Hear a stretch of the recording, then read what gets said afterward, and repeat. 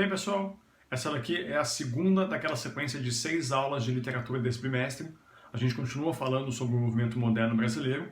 Na aula anterior a gente falou sobre a Semana de Arte Moderna e hoje a gente começa a falar dos autores do modernismo brasileiro, sendo o primeiro deles um cara chamado Oswald de Andrade.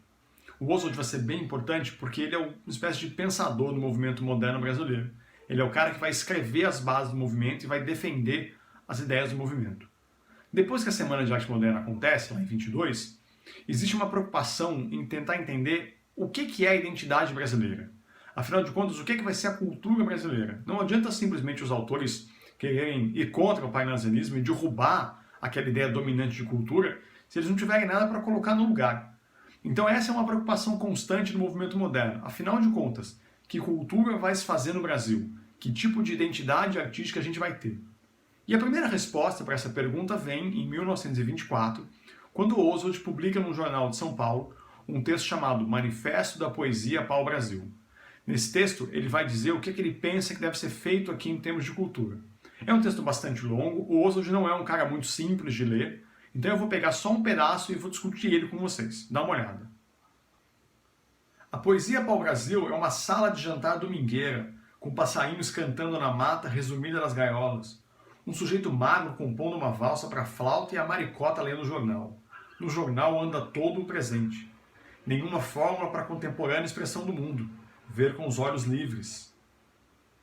Temos a base dupla e presente. A floresta e a escola. A raça crédula e dualista e a geometria. A álgebra e a química logo depois da mamadeira e do chá de erva doce. Um misto de dorme neném que o bicho vem pegar e de equações. Uma visão que bata nos cilindros dos moinhos, nas turbinas elétricas, nas usinas produtoras, nas questões cambiais, sem perder de vista o Museu Nacional. Pau-Brasil. Vocês perceberam aí que o Oswald está tentando fazer uma espécie de conciliação de partes. O que é brasileiro e o que é de fora. O que é antigo e o que é novo. Então notem como ele fala da mistura da floresta e da escola. A floresta é a tradição brasileira. O Brasil, afinal de contas, é formado por povos que moravam aqui, no caso dos indígenas. E a escola seria a intelectualização, a chegada da Europa para cá. Então, o que o Oswald quer fazer isso, é juntar essas duas coisas. E é por isso que ele fala numa poesia pau-Brasil. Pensa que o pau-Brasil foi o principal elemento exportado do Brasil para o mundo.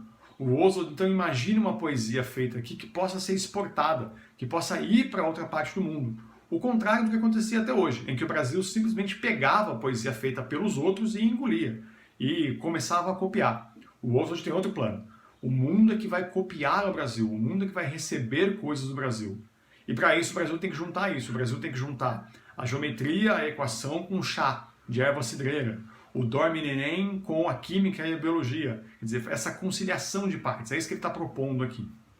Acontece que essa ideia de conciliação não era unanimidade dentro do movimento moderno. Lá, naquele pessoal que organizou a semana, alguns outros autores tinham outras ideias sobre como é que devia ser a cultura brasileira. E em resposta a esse manifesto do Oswald, em 1926, um outro grupo, chamado Grupo Verde e Amarelo, encabeçado por um autor chamado Plínio Salgado, escreve o tal do Manifesto Verde e Amarelo. E eles vão defender uma ideia um pouco diferente da do Oswald, até um pouco mais radical que a do Oswald. Vamos ler um pedaço desse texto. O Grupo Verde e Amarelo, cuja regra é a liberdade plena de cada um ser brasileiro como quiser e puder, cuja condição é cada um interpretar o seu país e o seu povo através de si mesmo, da própria determinação instintiva. O Grupo Verde e Amarelo, a tirania das sistematizações ideológicas, responde com a sua alforria e a amplitude sem obstáculo da sua ação brasileira.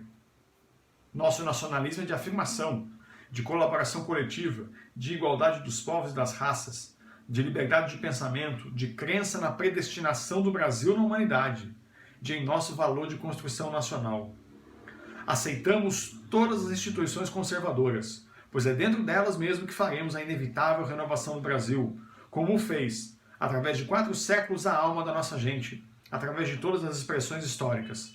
Nosso nacionalismo é verde, amarelo e tupi. O movimento verde e amarelo, como vocês puderam perceber, vai numa direção oposta à do Oswald. Enquanto o Oswald dizia da conciliação, do presente com o passado, do europeu com o brasileiro, o que o movimento verde e amarelo diz é que não se deve receber influências externas e que a cultura brasileira deve estar baseada só naquilo que é de fato brasileiro, sem nenhuma influência externa. Para eles, o que era de fato brasileiro era a cultura indígena. que era quem estava aqui antes da chegada dos europeus. Essa ideia é um pouco superficial, porque ela desconsidera a formação do brasileiro por essa reunião de povos, sejam os indígenas, sejam os europeus, sejam os africanos que foram trazidos para cá por conta da escravidão. Eles vão dizer, então, por isso no final do texto, nosso nacionalismo é verde, amarelo e tupi. Quer dizer, a gente acredita que a nossa noção de pátria tem que estar ligada com os indígenas, com o nativo brasileiro. Vocês também puderam perceber que é um movimento bastante conservador e muito nacionalista, que diz, acreditamos na predestinação do Brasil, quer dizer, que esse país será o melhor país do mundo, que esse país está destinado a coisas grandes. O Oswald não concorda nem um pouco com esse manifesto, e aí, em 1928, vai surgir um outro texto do Oswald, que é uma espécie de desenvolvimento, que é uma espécie de segunda versão daquele manifesto da poesia pau-brasil. Lá a semente foi plantada para que em 1928 ele escrevesse, em apoio com a Tarsila do Amaral, que era a esposa dele, uma coisa chamada Manifesto Antropofágico. E aí, antes de começar a ler o Manifesto Antropofágico, vale explicar o que é esse termo, antropofagia. Em algumas tribos indígenas, é comum que, depois de uma batalha, os vencedores devorem os perdedores. Devorem mesmo, eles comem a carne dos perdedores. E eles fazem isso não porque eles querem se alimentar para ter comida, por falta de alimento, mas por uma crença de que ao comer o meu adversário, ao engolir a carne dele, eu pego as forças dele. Isso não é canibalismo, isso é o que se chama de antropofagia, se alimentar do outro. O que o Oswald vai defender então é essa ideia, de que a gente tem que se alimentar do que vem de fora. Vamos ler um pedacinho desse manifesto, que também é bem complicado, o Oswald tinha um estilo de escrita bem difícil de pegar às vezes, mas que vai dar o tom pra gente do que ele está defendendo no manifesto antropofágico. Só a antropofagia nos une, socialmente, economicamente, filosoficamente. Única lei do mundo. Expressão mascarada de todos os individualismos, de todos os coletivismos, de todas as religiões, de todos os tratados de paz. To be or not to be? That is a question. Só me interessa o que não é meu. Lei do homem, lei do antropófago. Essa frase que eu usei para o final, só me interessa o que não é meu, é a base do movimento antropófago. Eu preciso me apropriar daquilo que eu não tenho, porque é só assim que eu vou crescer.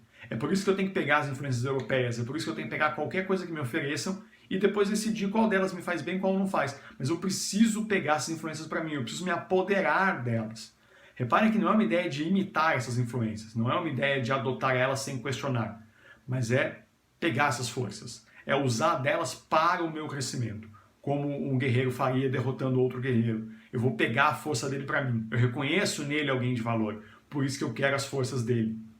Essa ideia do Oswald, então, é a base do Manifesto Antropofágico, que vai aparecer com muita força em dois momentos. Nos textos do Mário de Andrade, principalmente no Macunaíma, que a gente vai ver daqui a pouco, em que o Mário vai misturar um monte de influência nessa ideia de eu vou pegar o que eu não tenho. E anos mais tarde, lá nos anos 60, quando a gente fala de um movimento cultural brasileiro chamado tropicalismo, em que os cantores da época, né, o Caetano Veloso, o Gilberto Gil, também vão fazer isso, vão pegar influências externas para poder cantar o que tem aqui no Brasil. O Oswald era um autor de poesia, além de autor de romances, autor de peças de teatro. E a gente vai falar um pouquinho da obra poética dele, porque o Oswald tinha uma predileção por mudar a língua portuguesa. Ele achava que o português da literatura estava errado, ele achava que a gente devia colocar dentro do texto literário o português falado pelas pessoas comuns, o verdadeiro português. Vamos olhar alguns desses poemas dele que vão mostrar essa ideia que ele tinha de como é que tinha que se comportar a língua e como é que a gente tinha que ver a sociedade. Dá uma olhada no primeiro poema dele, que é um dos mais famosos, que chama Pronominais. Pronominais, do Oswald de Andrade. Dê-me um cigarro, diz a gramática, do professor e do aluno e do mulato sabido. Mas o bom negro e o bom branco da nação brasileira dizem todos os dias, deixa Deus, camarada, me dá um cigarro. Vocês perceberam o jogo de opostos que ele coloca ali? O poema começa com dê-me e termina com me dá. Me dá é a forma que a gente coloquialmente usa no dia a dia. Nenhum de nós fala dê-me. Mas a literatura estava impregnada ainda dessa língua falsa, dessa língua do livro, dessa língua dos estudiosos. Então ele fala que o mulato sabido, o professor e o aluno, quer dizer, a intelectualidade, as pessoas que achavam que deviam reproduzir o discurso da escola. Quem fala me dá, ele diz, é o bom negro e o bom branco da nação brasileira, o povo de verdade. Essa é uma das contribuições do Oswald para a literatura. Ele traz para dentro dela a linguagem falada pelo povo todos os dias. É isso que é muito bacana de ler nos poemas dele. Outro poema dele que a gente vai dar uma olhada agora chama Vício na Fala. E também vai trazer bem essa ideia da língua e da visão de povo que ele tem. Olha só. Vício na fala, Oswald de Andrade. Para dizerem milho, dizem milho. Para melhor, dizem mió. Para pior, pior. Para telha, dizem teia. Para telhado, dizem telhado. E vão fazendo telhados.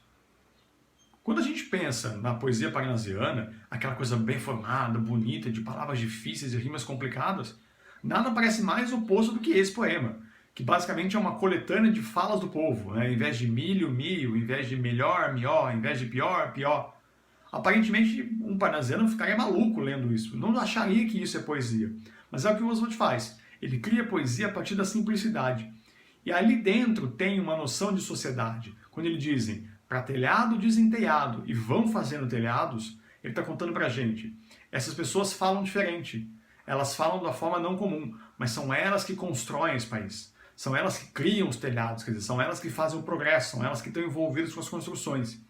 É quase como dizer pra gente, pode falar telhado, mas é ele que faz sua casa ficar de pé. Há uma valorização ali, tanto da fala quanto do povo. Aqui no texto de apoio tem mais um poema do Oswald chamado Erro de Português, que eu convido vocês para lerem. O que tem que ficar da poesia do Oswald, da obra dele, é essa ideia do grande pensador da literatura na parte do movimento moderno brasileiro e o cara que vai estabelecer essas bases do movimento antropofágico, que dá a ideia de que a gente tem que se apropriar do que não é nosso, para só assim poder crescer. Isso vai ficar muito mais claro na literatura do Mário de Andrade, que a gente vê na próxima aula, quando a gente for falar do Macunaíma. A gente fica por aqui, leia o texto de apoio e até a próxima.